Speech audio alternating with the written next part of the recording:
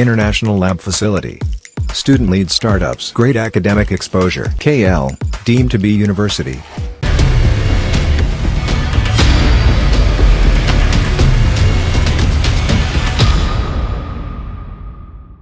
ఆంధ్రప్రదేశ్లో ఎన్నికలు దగ్గర పడుతున్న కొద్దీ ఆ రాజకీయ వేడి మరింత రాజుకుంటుందనే చెప్పుకోవాలి. ఇప్పటికే అభ్యర్థిని ప్రకటించేశాయి పార్టీలు. ఈ నేపథ్యంలో నియోజకవర్గాల్లో కూడా అసంతృప్తులకు సంబంధించి ఆ అసంతృప్తిని చల్లార్చే ప్రయత్నాలు కూడా దాదాపుగా కొలుకొచ్చిన పరిస్థితి. అయినప్పటికీ కూడా అక్కడ చిన్న చిన్న ఇష్యూస్ మాత్రం తలెత్తున్న నేపథ్యంలో నియోజకవర్గాలకు సంబంధించి ఎటువంటి ఇష్యూస్ ఉన్నాయి, అక్కడ అభ్యర్థులలో ఎటువంటి పోటీ ఉంది, పార్టీలకు సంబంధించి ఎటువంటి పోటీ ఉంది, ఇవన్నీ కూడా మాట్లాడుకునే ప్రయత్నం చేద్దాం. ముందుగా ఈరోజు మనం మాట్లాడుకోబోతున్నాం ఉమ్మడి విజయనగరం జిల్లాకు సంబంధించి మరొక ఆసక్తికర నియోజకవర్గం శృంగవరపుకోట. షార్ట్కట్గా ఎస్ కోట అని పిలుస్తూ ఉంటారు. సో ఇక్కడ ఎవరెవరు బరిలోకి దిగుతున్నారు, ఏ పార్టీ ఎవరిని బరిలోకి దించుతోంది, వాళ్ళ వ్యూహాలేంటి, ప్రతి వ్యూహాలేంటి, వాళ్ళ విజయావకాశాలేంటి అన్నీ మాట్లాడుకుందాం. ముందుగా ఏ పార్టీ ఎవరిని బరిలోకి దించుతుంది చూసే ప్రయత్నం చేద్దాం. హియర్ ఇట్ ఈస్ శృంగవరపుకోట, షార్ట్కట్గా ఎస్ కోట అని పిలుస్తూ ఉంటారు. ఇక్కడ వైసీపీ బరిలోకి దించింది కాడుబండి శ్రీనివాసరావుని, అలాగే తెలుగుదేశం పార్టీ బరిలోకి దించింది కోళ్ల లలిత కుమార్ని. సో ఇక్కడ వీళ్ళ షార్ట్ ప్రొఫైల్స్ చూసే ప్రయత్నం చేద్దాం. ముందుగా వైసీపీ నుంచి బరిలోకి దిగుతున్నారు కాడుబండి శ్రీనివాసరావు. కొప్పుల వెలమ సామాజిక వర్గానికి చెందిన నేత కాడుబండి శ్రీనివాసరావు సిట్టింగ్ ఎమ్మెల్యేగా ఉన్నారు. 2009లో ప్రజారాజ్యం నుంచి పోటీ చేశారు గజపతి నగరంలో, కానీ ఓటమిని చవిచూశారు శ్రీనివాసరావు. అలాగే 2014లో వైసీపీ తరఫున గజపతి నగరంలో పోటీ చేశారు, ఓటమిని చవిచూశారు.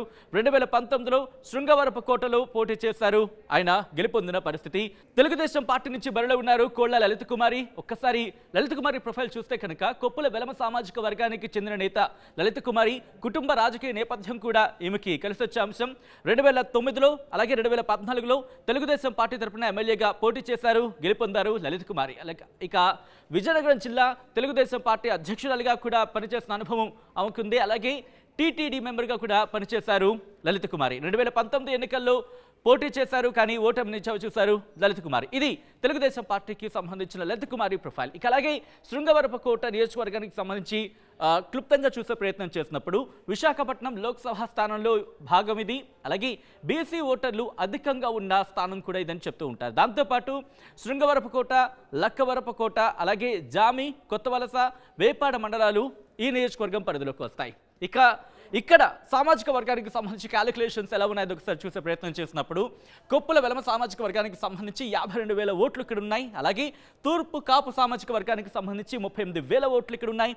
అలాగే ఇతరులకు సంబంధించి 1,12,000 ఓట్లు ఇక్కడ ఉన్న పరిస్థితి. అంటే మనం చూసుకుంటే కనుక అదర్స్ అంటే ఇతరులు 1,12,000 మంది ఓటర్లు ఇక్కడ ప్రభావితం చూపించే అవకాశం గట్టిగా కనిపిస్తుంది.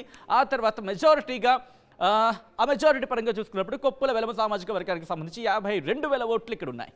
ఇటువంటి సినారియో చాలా టఫ్, అలాగే క్లోజ్ పోటీ, అంటే చాలా దగ్గరగా ఉందని చెప్పుకోవాలి. పోటీ ఉంది కాబట్టి ఎటువంటి వ్యూహాలు, ప్రతి వ్యూహాలు ఇక్కడ రాజకీయ పార్టీలు రచిస్తున్నాయి. అలాగే ప్రత్యర్థులకు సంబంధించి ఎటువంటి వ్యూహాలతో ముందుకెళ్తున్నారు, అలాగే ఎవరికి విజయ అవకాశాలు ఏ విధంగా ఉన్నాయి తెలుసుకుందాం. మా ప్రతినిధి రాజేష్ అప్డేట్స్ అందించబోతున్నారు. రాజేష్, చాలా ఇంట్రెస్టింగ్ నియోజకవర్గం అని చెప్పుకోవాలి. ఎందుకంటే కనుక ఇంతవరకు మనం చూసిన నియోజకవర్గాల్లో కూడా దాదాపుగా ఇతరులకు సంబంధించి చాలా తక్కువ, అంటే ఫస్ట్ ప్రిఫరెన్స్, సెకండ్ ప్రిఫరెన్స్ కాకుండా 3వ స్థానంలోనూ 4వ స్థానంలో ఉన్న పరిస్థితి. కానీ ఇక్కడ ఇతరులు చాలా ఎక్కువ, అంటే మేజర్ రోల్ పోషిస్తున్నారు. ఆ తర్వాత ముఖ్యంగా ఆయా సామాజిక వర్గాలకు సంబంధించి ఇటువంటి నేపథ్యంలో అక్కడ పార్టీలకు సంబంధించిన వ్యూహాలేంటి, అలాగే క్యాండిడేట్స్కి సంబంధించిన వ్యూహాలేంటి, ఎవరి విజయ అవకాశాలు ఏ విధంగా ఉన్నాయని చెప్పి అక్కడ చర్చ జరుగుతోంది. రాజేష్, ఎస్ సచిన్, ఇక్కడ పరిస్థితి అయితే మాత్రం ఈ రోజు అయితే చాలా ఆసక్తికరమైన వాతావరణం అయితే ఈ ప్రాంతంలో అయితే ఉంటుంది. రాజకీయంగా చూసుకుంటే అయితే ప్రధానంగా చూసుకుంటే టీడీపీ నుంచి అయితే మాత్రం కోళ్ల లలిత్ కుమార్ అయితే ప్రజెంట్ ఈసారి బరిలో దిగారు. అయితే గతంలో చూసుకుంటే ఇదే ప్రాంతానికి సంబంధించినటువంటి వ్యక్తి కావడంతో ఈవిడికైతే ఎప్పటి నుంచో కుటుంబ రాజకీయ నేపథ్యం కూడా ఎక్కువగా ఉన్నది. అంతేకాకుండా ఈవిడ గతంలో కూడా చాలా పదవులు అయితే మాత్రం టీడీపీలో ఎన్నో పదవులు చేశారు. అంతేకాకుండా ఎప్పుడు కూడా ప్రజల్లోనే కంటిన్యూగా ఉండడంతో పాటు ఈవిడికైతే మాత్రం తనకంటూ ఒక వింగు టీడీపీలో ఏర్పాటు చేసుకోవడం జరిగింది. అయితే ఈ రోజు చూసుకునేసరికి ఖచ్చితంగా అయితే ఈసారి మాదే విజయం అనేది మాత్రం ఈవిడ డంక మోగించి చెప్పడం అయితే జరుగుతున్న పరిస్థితి కనిపిస్తుంది. అదేవిధంగా ఈ రోజు ఇదే నియోజకవర్గానికి సంబంధించినటువంటి వైసీపీ చూసుకుంటే కడుబండి శ్రీనివాసరావు అయితే మాత్రం ఈ రోజు ఇక్కడ బరిలోకి అయితే ప్రెజెంట్ అయితే ఉన్నారు. అయితే ఆయన ప్రధానంగా చూసుకుంటే ఈ ప్రాంత వాసులు అయితే ఎన్ఆర్ఐ అనేది చెప్పేసి ఆయన మీద అభియోగం అయితే ఒకవైపు తీసుకొస్తున్న పరిస్థితి కనిపిస్తుంది. ఆయన మాత్రం ఒకటే చూపిస్తున్నారు.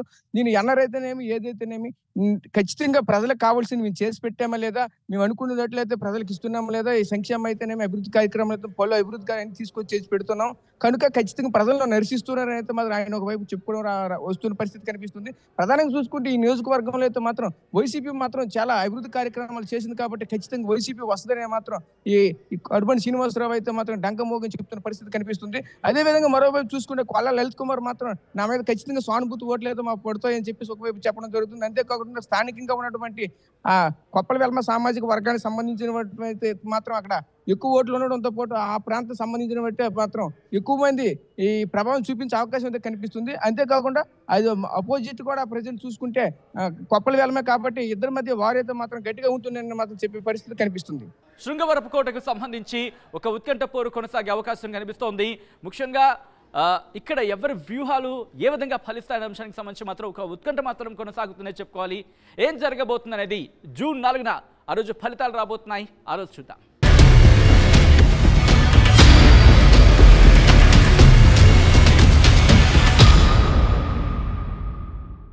మరిన్ని వీడియోస్ కోసం ఛానల్ ని సబ్స్క్రైబ్ చేయండి. లేటెస్ట్ అప్డేట్స్ కోసం వాట్సాప్ ఛానల్ ని ఫాలో చేయండి. అండ్ లింక్ డిస్క్రిప్షన్ లో ఉంది.